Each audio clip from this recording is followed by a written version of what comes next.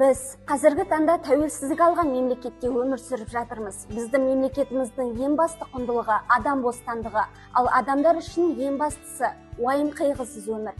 Адамдардың бас бостандығы мен оның құқықтарын қорғау, денсаулығын сақтау мен нығайту, бала құқығын қорғау, зорлық-зомбылыққа қарсы күрес жүргізу – бұл конституциялық заңның басты талабы.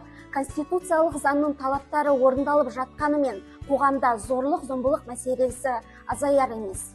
Қазіргі уақытта отбасындағы зорлық-зомбылық тақырыбы ең өзекті мәселелердің бірі болып табылады. Себебі қоғамда орын алып жатқан түрлі жайттар қоғамды алаңдатпай қоймайды. Тұрмыстық зорлық-зомбылық отбасылық тұрмыстағы қатынастар аясында бір адамның басқаға қатысты дене зардабын және психикалық зардап келтіретін немесе келтіру қаупі бар құқыққа қарсы қасақана әрекеті. Көбінесе әйелдер мен балалар тұрмыстық зорлық-зомбылықтың құрбандары болып табылады. Тұрмыстық зорлық-зомбылық баланың дамуына және оның өмір бойы басқа адамдарға қарым-қатынасына ықпал етеді. Егер де сіз зорлық-зомбылықтың құрбаны болсаңыз, зорлық-зомбылық дерегі туралы шұғыл түрде полиция департаментінің 102 телефон нөміріне хабарласыңыз, немесе жазбаша арызбен жүгініңіз.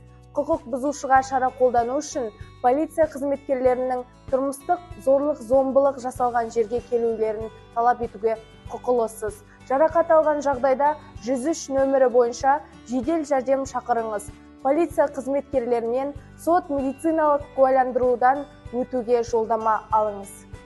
Біз барлығыңызды зорлық-зомбылыққа немқұрайлы қарамауға, оны үн-түнсіз қалдырмауға, зорлық-зомбылықтан аман қалғандарды сөкпеуге, сондай-ақ әйелдер мен ерлердің тең құқықтары мен мүмкіндіктерін қамтамасыз етуге шақырамыз.